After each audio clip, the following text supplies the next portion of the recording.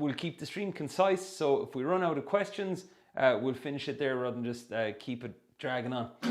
All right, welcome along to Guitar Hours 48. Now, the first question that came in was from Alex, and it was around this strumming pattern here, and it's to do with when you're strumming. Take this away.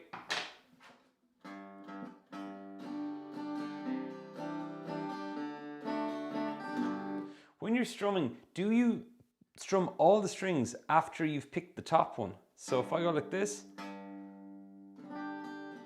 and I always strum the thinner strings after I pick the root note. So I go like this. Let's see if I get my little, one sec. There we go, okay.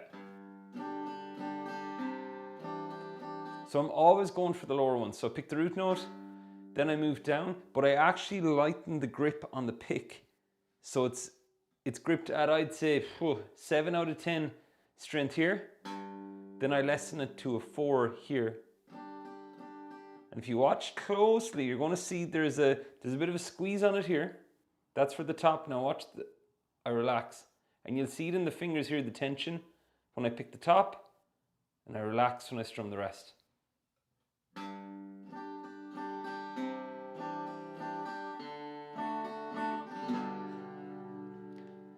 And as always with a new technique like that, you're going to work on the squeezing of the pick, then the lightness, but do it on one chord, just building the muscle memory on one chord, then build it in on the next chord in the sequence, and then take the pair of chords. So if I do this, get used to that, then change. And the whole time you're listening to Sees It Light. This came up in conversation in a lesson lately, around the whole thing of thinking a lot as you play. And it was to do with, oftentimes we're thinking as we learn, and we're thinking because we're checking, is everything correct? Is our pick in hand doing what it's meant to do? Are we close to the frets? How about a tricky chord shape like the one Dan mentioned? Well, the thing is, there comes this period of time where it's almost like taking the stabilizers off the bike, that you want to experiment what it's like to not think about your playing. Just think about other stuff, like daydream, and just kind of let the bike go and let it flow. So as that one as an example, you think,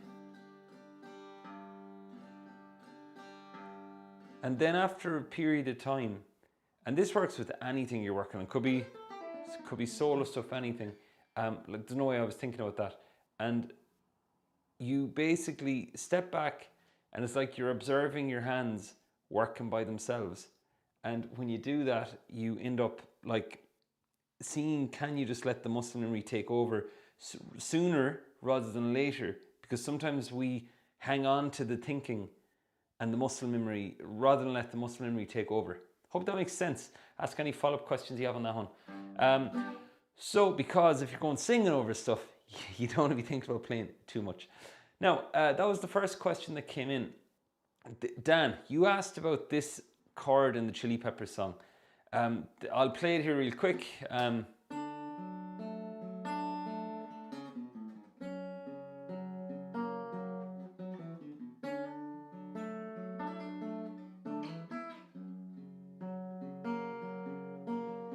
Right, so first thing with that is it's a C-shaped bar chord, and that's how it looks. And that's, you see here, another little thing is, and that is my Taz strap. Hope you like it. So basically, my Taz is to me, what Batman is to Brendan. I just haven't shared it with the community. So, middle finger is here, index is here, ring is here, and that is a triad that makes a D shape. So if you think of like a D chord, like this. Now, keep an eye on my index and my ring. Those two fret positions are still covered off. It's just instead of these two, I'm using this now. Then I get my ring finger on the 4th fret. And that 4th fret note is an F sharp, which is a lower octave version of this. Sounds the same, just lower. So we've taken out the high one. We've put this in as a lower one. And we still get that D triad. Now, can you swap this around with other songs? You can, you just got to be so careful with it. Scott, I think I've seen you use it really well. So like you could use it as your A, D, A.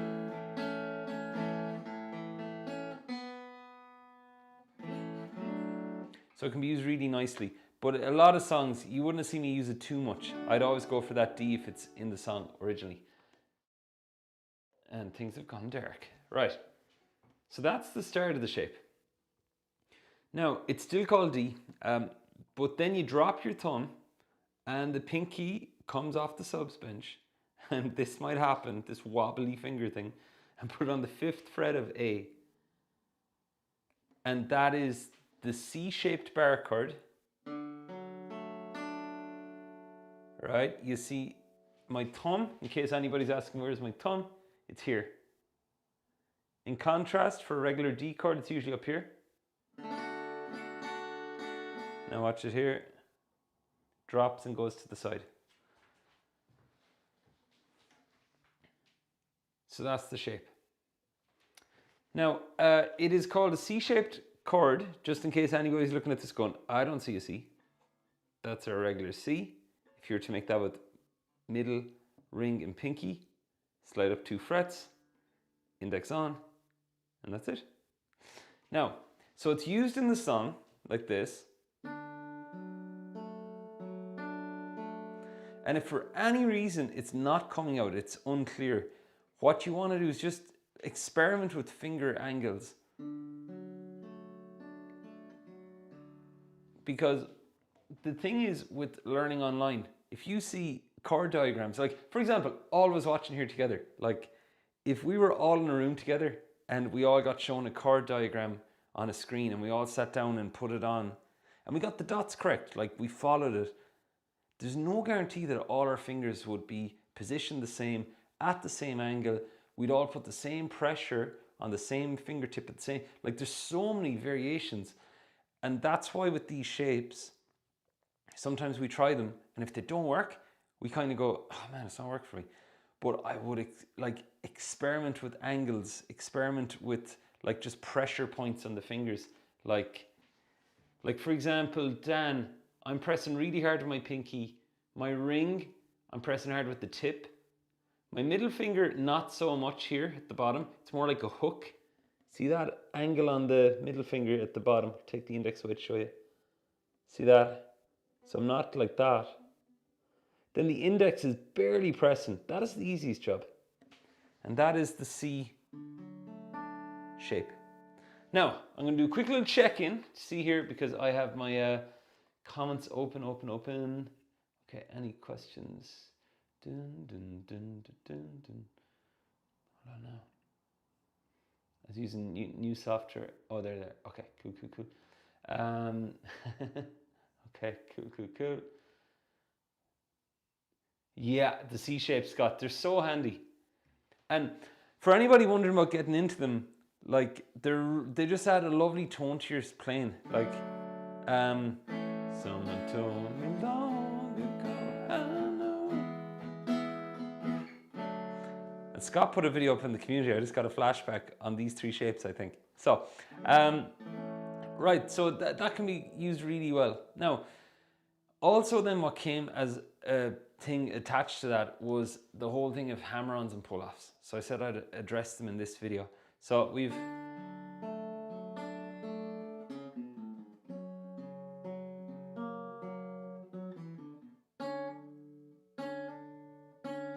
going to cover how I do that one. So it's the shape we had already, and I take off my middle finger and I hit the B string like that. And that's what I'm doing then. I'm just hammering on that. Few different points. Number one mistake I see players make a lot is to try and make it to sound out, to try and make it loud. they try and generate the volume from this hand. They try and really pull on the strings. But if there's anything with your chord shape not locked down, not like in position, if you really tug hard on the strings, the vibrations will travel through, it'll rattle the shape, it will sound unsteady, something will get buzzy or muted, and then the hammer-on won't even have a chance to execute. So what I usually recommend is picking light and trying to generate this volume from the hand that's doing the hammer-on. So if I pick light, and notice the movement in the hand here. You see, it's a real sort of a latch sort of a thing, watch. And it'll take training to get the precision. And Dan, I'm not joking, I literally just spent a couple of minutes of that. But rest, the hand will get sore.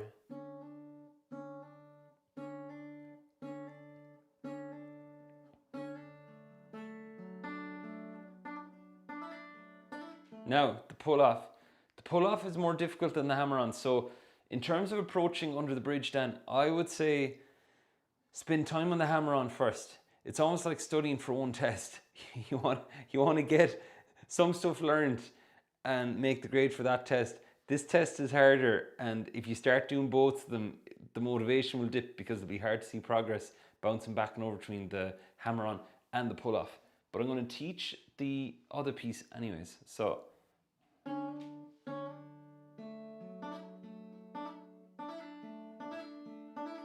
okay, so action on this one. Again, I'm using the pinky here. And again, for the strength of the pinky, you want to basically generate the sound from it.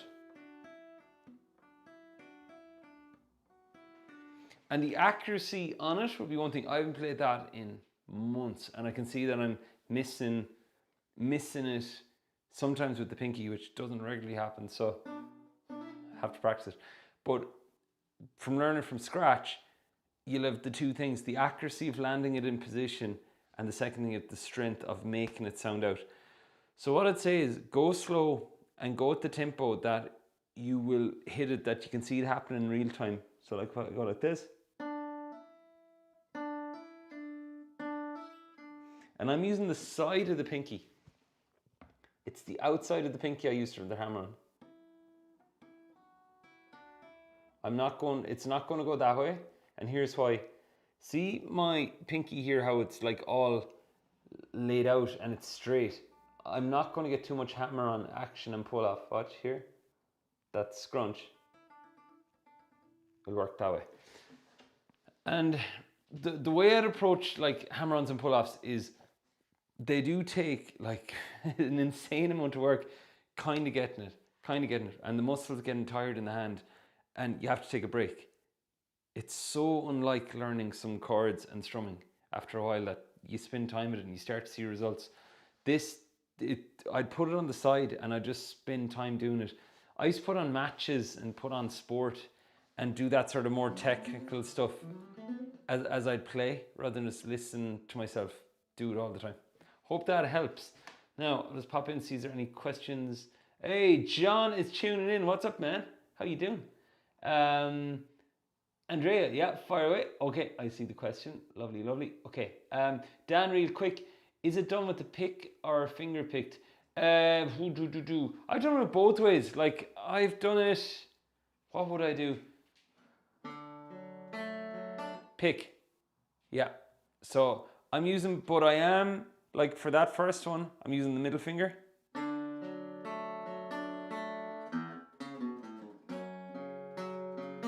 And for this one, I'm using the ring finger for the 2 2s.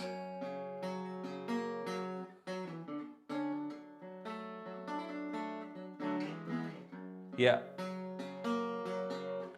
And the reason there is, it's the crunch sound that's on it. That's what makes me say pick. Alrighty. Nice tune to be doing. Somebody played, I was at an open mic on Friday night, somebody played Dosed by the Chili Peppers. Really nice one. It's on, by the way. Really nice one. Alrighty. I see there's emojis next to your name, sir. I don't know what these mean. So, hey Andrea. Okay, so learn a new chord. Mamma mia. Nice. The augmented. Oh yes. A first major minor. Yeah, got it. Okay, cool. Okay, so augmented. So if you're doing Mamma Mia, I've been cheated.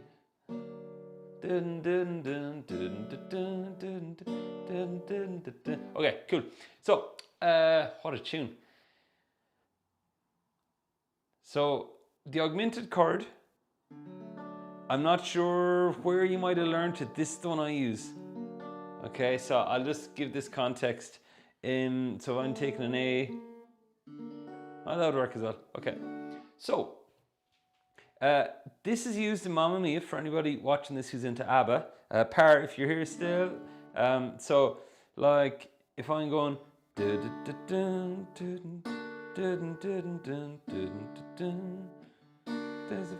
it's almost like an A minor shape. The one I'm picking here in the open chord version. It's like I've taken an A minor, moved it down one string and up one fret. And I strum the bottom 4 strings. And if we look at the augmented thing of it, this is a regular D. All I've done is I've moved that index note up one fret, but that looks a bit wild, so I've changed it to this.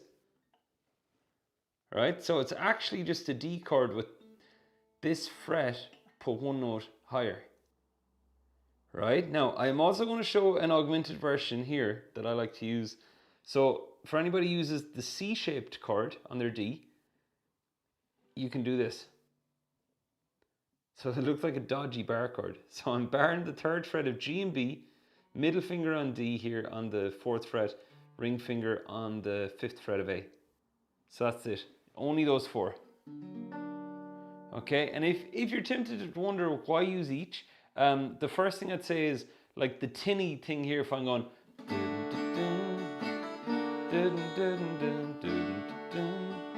but if I'm going,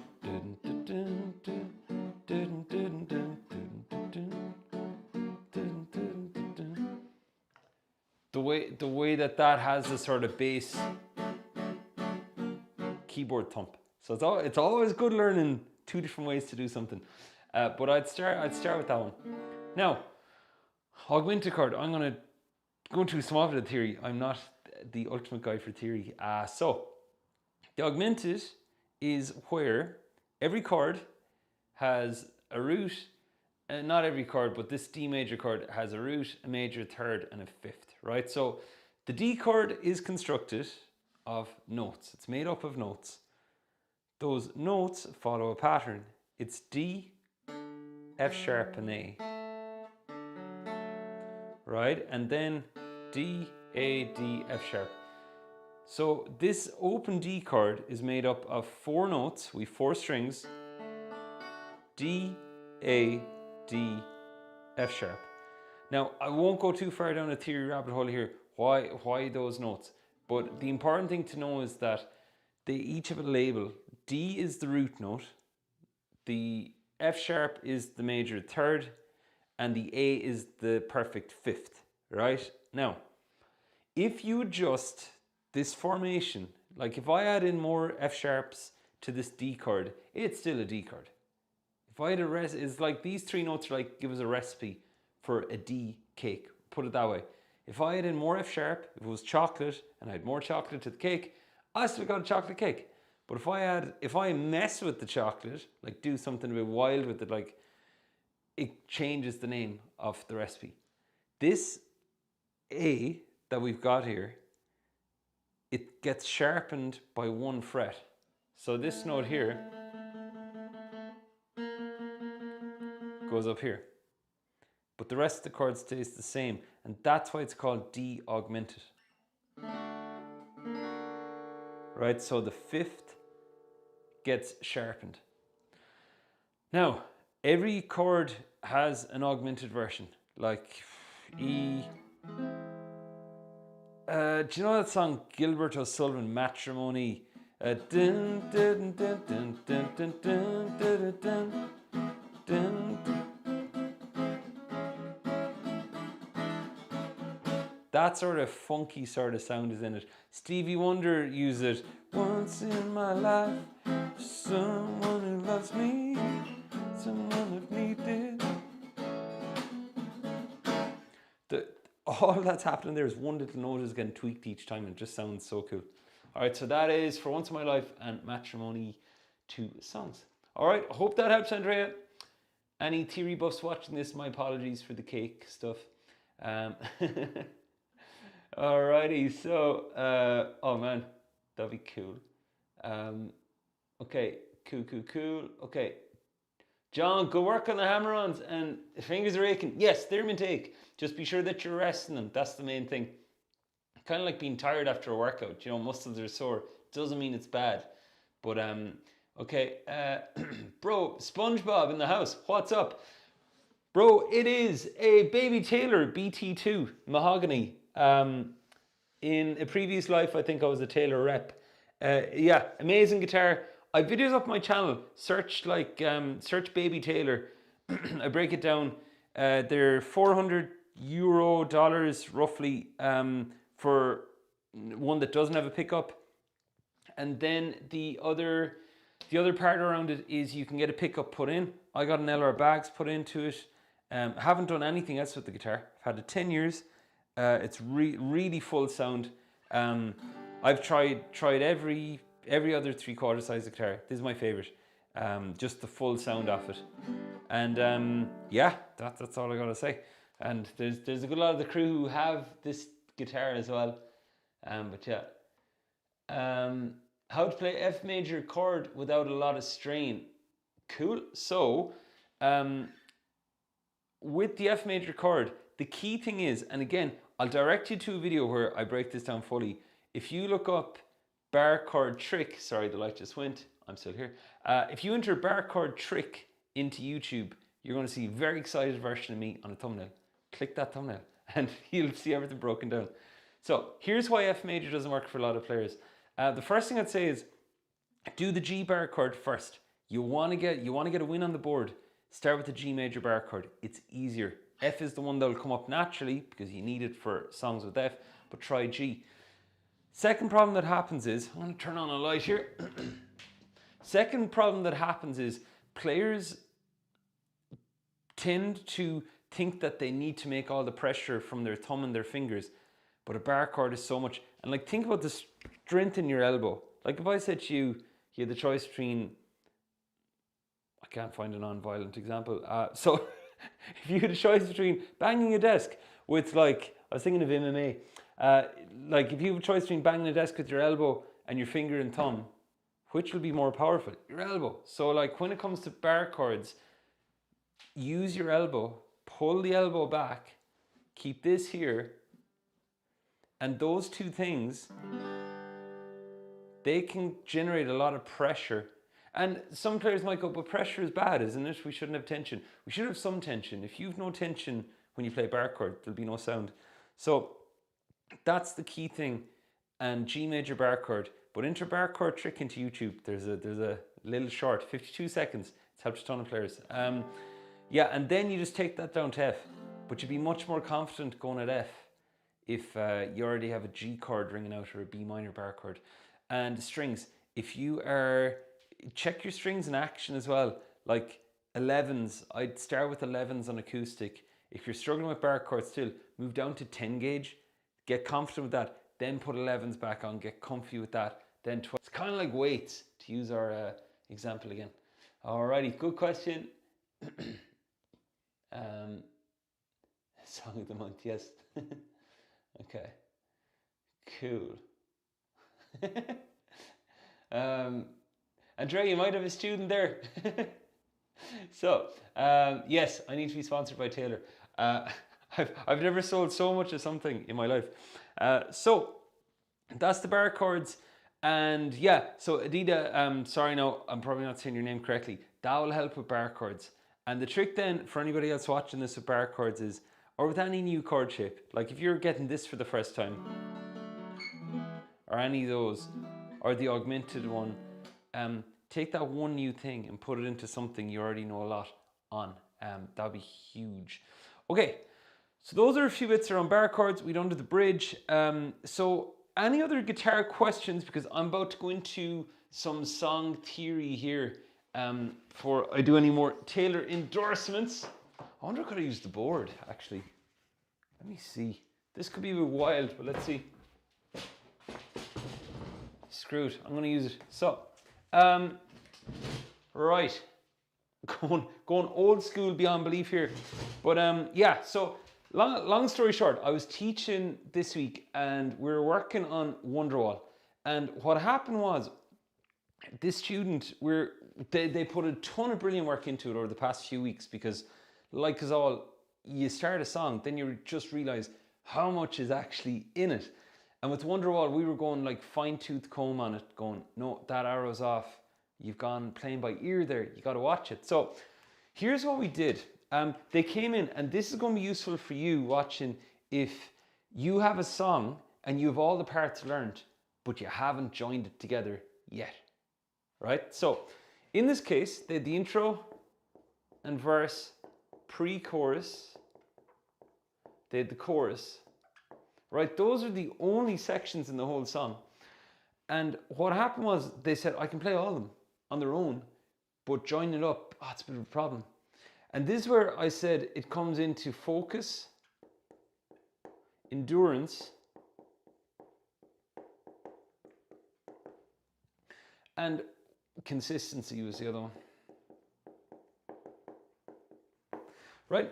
And what happened was we tested all of them, absolutely fine. But the second it went from intro to verse, stuff started happening. And we were like, man, it's so normal. But what we did was the following. I got them to play the intro over and over and over and over. And like earlier, the way I was saying, you want to play something so many times that you can kind of start, like, you're bored and you stop thinking about it. You're thinking about other things. You might even be thinking, God, I'm so fed up playing this intro. But that means you're not thinking about what you're playing. And if you're not thinking about that, where their mind could then go to was verse 1. So even though they were playing the intro, they played it so many times that they could afford to look far enough ahead up the road to verse 1 and not worry about it and keep the hands going with the intro. And this for a Wonderwall. So what happened was, and by the way, they weren't singing it yet. That's an important distinction. This framework is really good for stitching a song together that perhaps you're not singing and playing yet. If you're singing and playing lyrics as you're playing the chords and stuff, you might need to take it slower through this framework. So intro into verse 1. Then what happened next was we got that consistent and I got them to repeat that again and again and again. And this was the purpose of the lesson. Like it was I know because I'd be the same. If I hadn't been there saying to them, go one more time, they would have moved on too soon, too quick. And the brain says, oh, I got it. I can play this. Why is the teacher asking me to repeat it again? And I kept saying, there's nothing wrong. You're getting everything correct. Play it again. Play it again. Play it again. And it got to the stage then, and you kind of feel it. We went into verse 1. So what happened next was, we did verse 1, and something did happen here. There was a chord, it's Wonderwall, so they were forgetting to go to the C add 9 in that part, because the ending of verse 1 is different to the ending of verse 2. And they'd forget. So we kind of labeled that as one to watch. That's what we called it.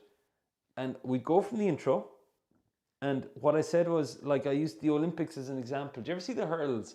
How when you see the athletes, most of them, they're looking down the track to the finish line, and they're obviously visualizing going over the hurls and going over each thing. So before they started, I said, okay, pause, visualize it, think of what's coming up. Do you need to think about the intro anymore? And they said, no, it feels boring to play now. I was like, perfect. Verse 1, what's up? And I said, the C at 9 at the end. I was like, yes. Okay, I said, think of that, make a mental post-it note. Then they went from the beginning to the end of the verse and got it. Now, what I said as a sort of a mini metric here was to play it, get it 3 out of 5 times. Like roughly what's that? 60%.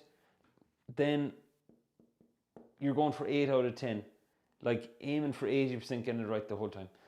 So what happened was then they did the intro into verse 1, and then we added verse 2.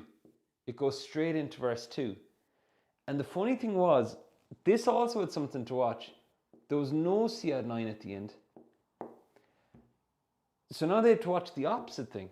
And we did the same process from the beginning. And by the way, you might be watching this going, Jesus, this sounds really laborious and drawn out and not fun. And it wasn't fun, but I swear it worked, and they started really picking it up. Then all of a sudden, this bit here became normal, the intro in verse 1. And when it came to verse 2, they're in a mental space where they could switch on and focus. And the example I gave was like in soccer matches, how the players aren't focused for all of the 90 minutes. You'll often see defenders at the back of the pitch kind of walking around and keeping an eye on their player. But once the ball starts coming towards their own goal, that's when they like suddenly switch on.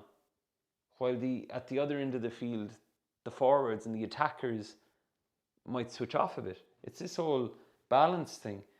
So for you, going from the start, you could not think about stuff and then switch on here. And what we used to switch on, we used a cue, like CUE. It was the lyrics. So backbeat, the word is on the street. The Oasis on backbeat, the word is on the street. I wrote Backstreet. Oh well. So it basically would wake them up to go, okay, need focus. What do I need focus on? There's no C add 9 here.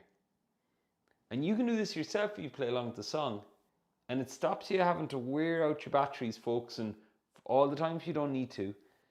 And it also stops you from kind of going half asleep, missing stuff. So what happened next was verse 1 into verse 2. And then what happened was there was a pre-chorus. And that's in all the roads that lead the way you're winding. Right, so that was roads. And with this part for them, we needed to watch out that, and by the way, this is unique for players. In this case, this player was going to A7 sus4 instead of E minor 7 on the chord scheme. And it was just because they'd done something similar earlier. So that was a little reminder. So I began cueing them from there. Once it came to all the roads, I was like, watch out, no A7 sus4. And once I said that a couple of times to them, they began to say it to themselves. I pull back. So again, now they began connecting it all up. They were going intro, verse 1, verse 2, pre-chorus. And the thing about this framework is you begin to pick up momentum. You begin to go faster. Like this would have taken the longest amount of time, the beginning. Then all of a sudden it started to really roll up until by the time we got to the chorus, we added on the chorus right away. They played the whole thing. We got to the chorus and just worked. This works for any song like that, and it's a way to piece it together when you have all the parts and you want to sync it up. All right, so hope that helps. I can send a photo of that in the group. Any questions on it? Okay, cool. Wonderwall is a tough one. Brendan, you put great working on Wonderwall, man. Yeah, crew, if you have any questions that I'll ask away. And Adita, piano, that's really cool. How long have you been playing piano? The trick with guitar is, like, if you're coming from piano, I came from guitar to piano, but pick some easy songs you already know on piano if you've done some like 4-chord songs and learn those on guitar, because all the hours, if you spend tens or hundreds of hours on piano on certain things, that's in the memory, in the mind, in the brain somewhere. When you go to guitar, and it makes it far easier, even though mechanically it's different.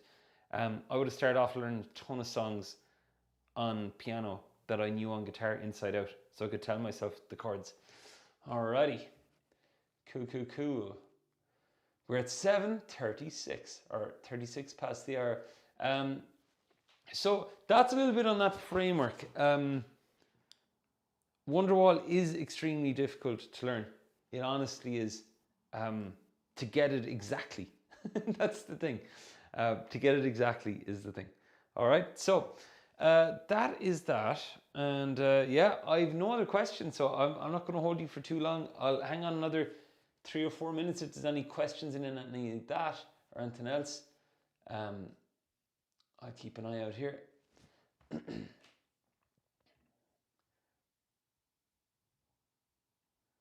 Yes, brilliant, brilliant. Well, Adida, if you want, I can drop a link. The community is reopening this month. If you want to hop on the wait list and ask any questions, completely up to you. I'll give you a link here. A lot of the crew here on this call, they're brilliant, brilliant players and amazing human beings. And if you ever wanted to hop in and join the wait list, do so there. Alrighty, and we have a ton of fun. So, give us some insights into adding the fiddly bits into strumming rhythms, keeping your timing going. Yeah, 100% Brendan, yeah. Thought that said fidelity bits. I was like, what is fidelity? Okay, so.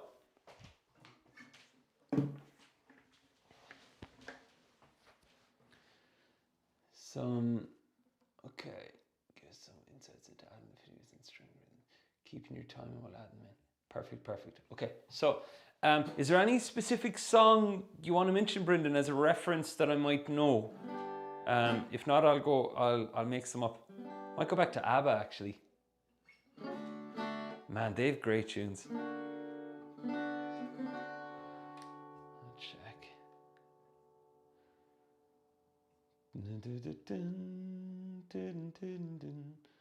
Alrighty, I'll just go for it. So, songs, Mamma Mia, I'll use an example. So if I'm going,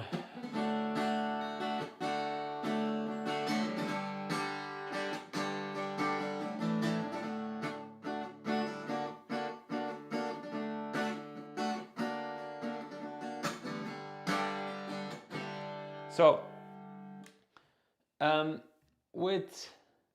just in general, and a fiddly bit, just so I have definition on it, is a fiddly bit like doing stuff like this? Or is it like,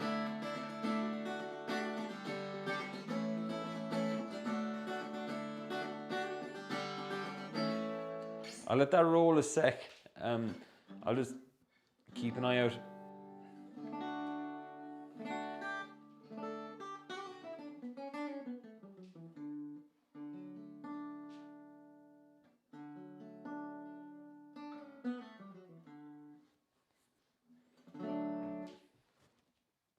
Second example, breakfast at Tiffany's. Cool, here we go. So,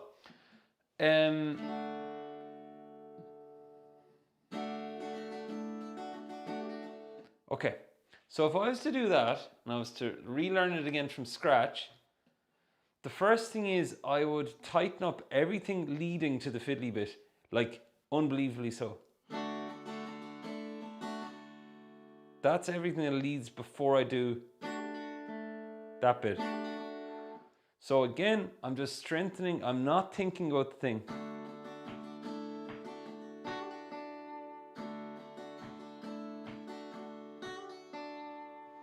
And to isolate out that bit at the end like that,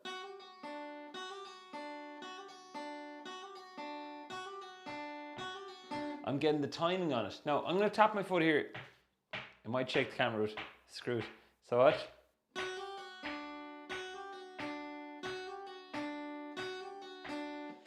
And that could be ultimate guitar. If you're wondering, where do I get the timing from? How do I do it?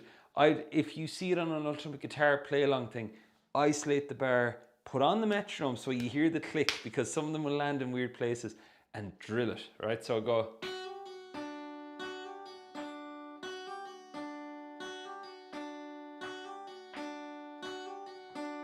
Then.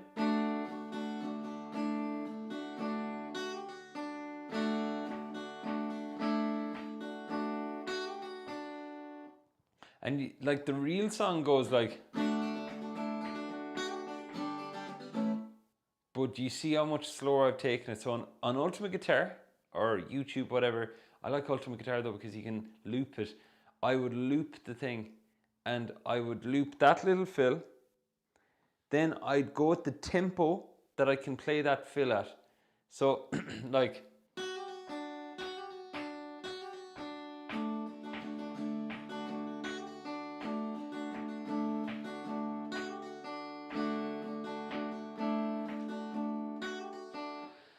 then I'm basically playing along, and it's like the Wonderwall example here.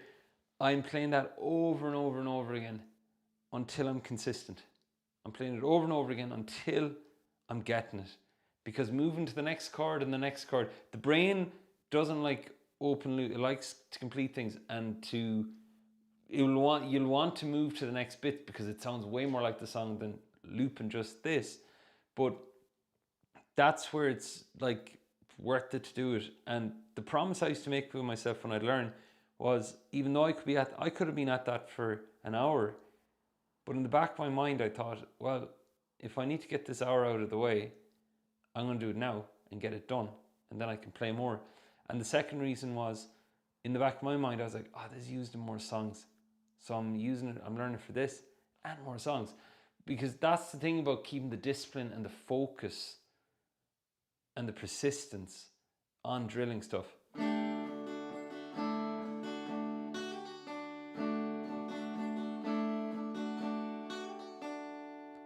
Right, that's that. And then if we dig deeper into that fiddly bit, what's it made up of? It's made up of a hammer-on and a pull-off. So if you, like, and I know you have these, right? But if a player hadn't, that's like two separate skill sets and disciplines embedded in this fiddly bit, which also has rhythm, which also goes fast. And that's why players tend to struggle with the more difficult bits of staying steady, because like it looks like it's one new thing, but it's actually like 5 things packed into one, and it's so hard to build momentum with it. So again, I look at it and go, okay, it's a hammer-on. Sounds like Jaws. And then I do the pull-off.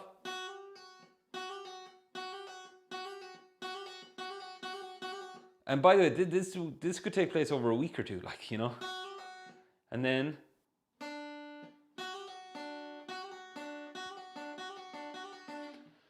when I was learning the fiddly bits for strumming, I used to learn it faster than I needed to, because my reasoning was, if I can play it faster than I'm meant to know it, then I'm setting this as my standard.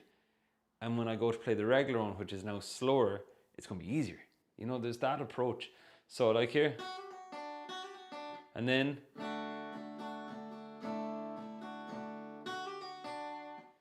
and again, I'm just drilling over and over and over and over. And I'm on that one thing. Now, from here you have 2 options. When you've one bit learned, you can either work on that and speed that up so you get that buzz of going, I'm starting to sound like the song, it's starting to go quick. Or you move forward and add in the G and the A chord in this example and keep playing. And just, how would you say,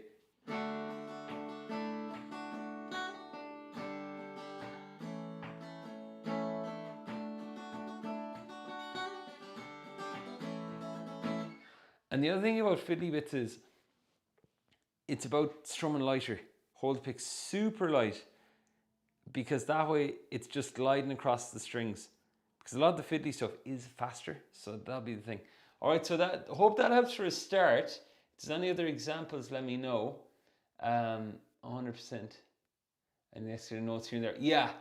And like, for example then, like just to add on to that, so when I used to learn these, I'd then look at it and go, if that had a label, if that was defined as something, what is it? And I'd look and I go, well, it's kind of like a D, and I take off my middle finger, that's D sus2. Then I do D sus4 here. So then I'd suddenly look at other chords and go,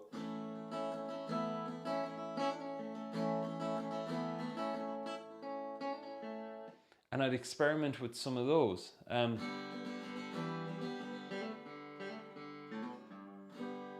So now I'm getting the mileage for having done it on this chord across the open chords. All right, cool. Adida, the chords in Bloodstream are different. yeah. Oh, jeez. Hold on now a second.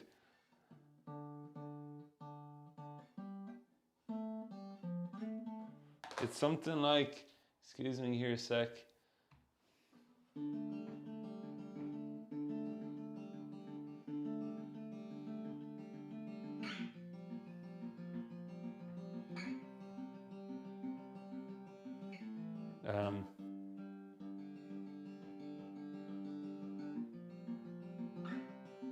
yeah, so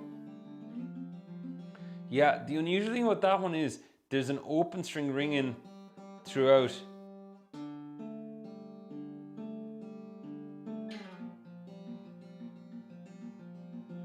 And for this one, yeah, you could use palm mutes and stuff like that. Now, if you are starting a guitar, right, I'm going to share this gently and kindly, right?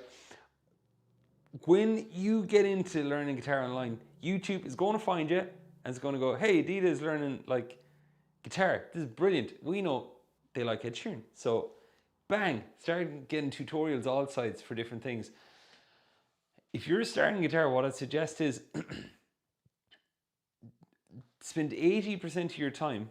If you played for 10 hours a week, spend 8 of those hours doing the core stuff that you need to do. Let's say your open chords, clear chords, fast chord changes, maybe a bit of singing, basic strum, keep it in time. That's the key foundational stuff. And then there's going to be all this other cool, fun Ed Sheeran stuff that you could get a few notes of and start to sound a bit like the recording, but maybe not finish it and maybe not complete it. And I say that with respect, maybe you will. So with that, because this is how after a period of time, this song list of half-finished riffs and songs in your wake, you could look back and go, oh, I did a bit of Bloodstream, I did a bit of this, but I've nothing fully complete. So spend 8 hours on the complete stuff and then this stuff. But it is really cool. I did the same thing. I'd be so tempted. Question from Scott. Alrighty. In terms of timing, I've improved my fiddly bits timing by playing around with the drum machine, metronome, always trying to connect with beat one no matter where. Nice, Scott. Great tip. If I could share comments on the screen with the other software like I used to, I would. Yeah, so the drum machines are really good for anybody. I know, Scott, you're saying you're using them. I know Declan uses them a lot. Drum machines are really useful. Just you hear the thump off the drums more so than a metronome. And Brendan's green as well. 100%. They're so useful. Alrighty. And then runs with strumming. Real quick, just there.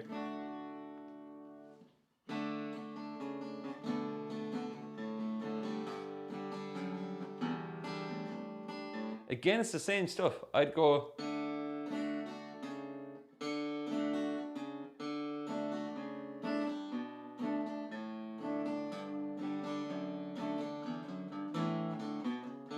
What's that? Since You've Been Gone, Rainbow. I've had the same old dream, same time every night.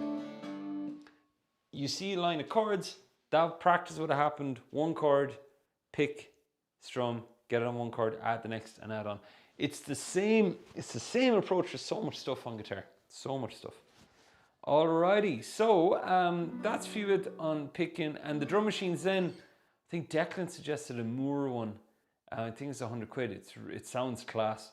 I definitely go with the drum. I have a looper pedal here, so I tend to put on a loop that way.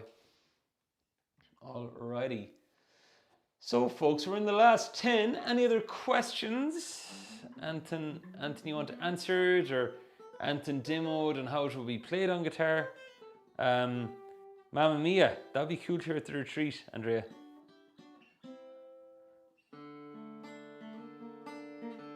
That's a cool one as well. With strumming, like in general, the key thing to getting fiddly bits in strumming is to learn some classic strum patterns that you can find accurate stuff online for. Wonderwall's a nice example. Breakfast at Tiffany's is a good one.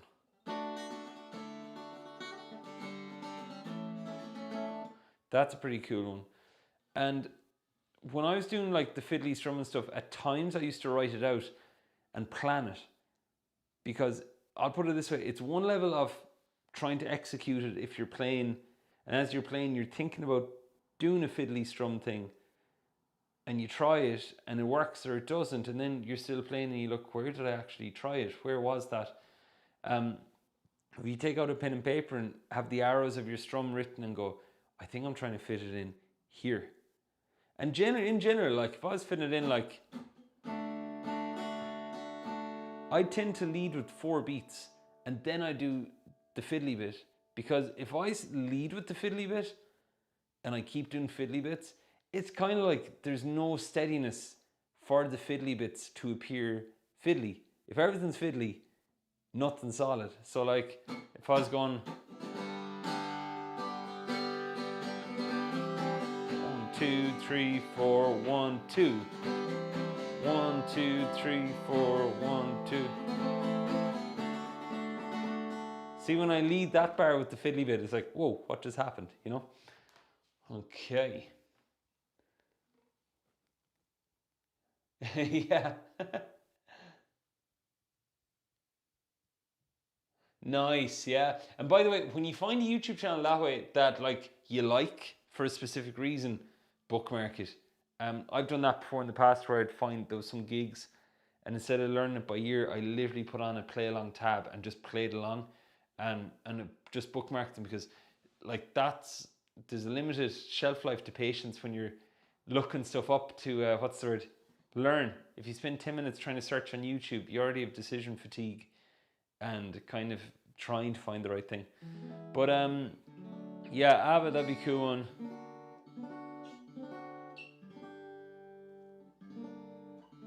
And those chords are used, Joe, there are places I remember all my life. Beatles, for all my life or something. Alrighty.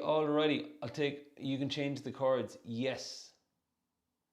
Ultimate Guitar. I love Ultimate Guitar. I use it. If I was learning from the start, I would have learned it over YouTube. It's just so handy. So that's nearly everything. Give me 1 second here. There we go. Okay. So to wrap up, main theme today seems to be strumming, the fiddly bits, and then we also had the augmented chord. And by the way, like sometimes it's as easy as Googling what songs use a D, A, U, G chord. And with the little AI plugin on the top of Google now, watch out though, the AI thing, it's wrong at times. But yeah, just finding uses for those chords. And keeping it in, like I used to keep a chord copy as well. I used to keep a page that I used to write out chord diagrams of weird chords that I knew that I wasn't going to find on my playing journey too often, that if I found them again, suddenly I'd look at the shape and go, oh, that's familiar, and link it that way. So yeah, and that was our song, how to break down songs. And the last thing on there's a business framework. It's like, what was it? Do, delegate, or drop. There's like a business framework for like tasks. But when I saw it lately again, and I thought of songs. You know, I was like, you do the same with songs. Like songs, yeah, you're meant to do songs, but like, think of it all inside the community. Like, if we've half-finished songs, maybe we don't need to complete them. You know, there's some that you can just drop, that you go, I didn't enjoy it so much, or I don't like that band anymore, or it's more work than I'm willing to put in for that song. But you drop it. And when I say drop it, like mentally is the first thing, but also if you're the type of player who prints out sheets, and the feeling, I was teaching somebody lately, and I did this with them and it worked really well, where they print out Ultimate Guitar sheets and it's brilliant. But what was happening was, we were looking at the list and it looked like they weren't completing as much things as they really were, because on paper there's all these pages. And I was like, let's go through this. So we spent a whole lesson going through songs, and I was like, that one's done. Okay, so let's put that over here. And on the floor, I literally had all these complete songs. So now visually and mentally, this thing went down and there was a sense of completion to the songs. So if you print Ultimate Guitar songs out, keep the printed ones aside that you've completed. But to connect this to what I was saying a few minutes ago about the thing of dropping songs, if you're going through a list and you're like, I'm not going to finish that song, I'd actually put it in the bin. Because otherwise, mentally, you have clutter in your song list, and it's just going to take up mental space and bandwidth, you know. Just keep an eye on that. A little bit of a decluttering vibe to finish things out.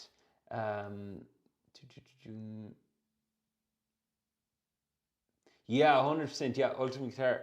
You know, you said it, Brendan. Yeah, it's so useful, like for finding all those chords. And even the last thing I'll finish on this, you can simplify things as much as you want in ultimate guitar, or challenge yourself as much as you want. So you could actually flick through the chords and go, I'm going to actually try that version of D for this song, you know. All right, crew, thanks so much for hopping in. Song of the month, the next bit drops on, I think it's Thursday it's going up. It may even go up sooner. I think we're nearly at all the video unlocks. And then I'll be reviewing the riffs on tomorrow. So keep up the great work.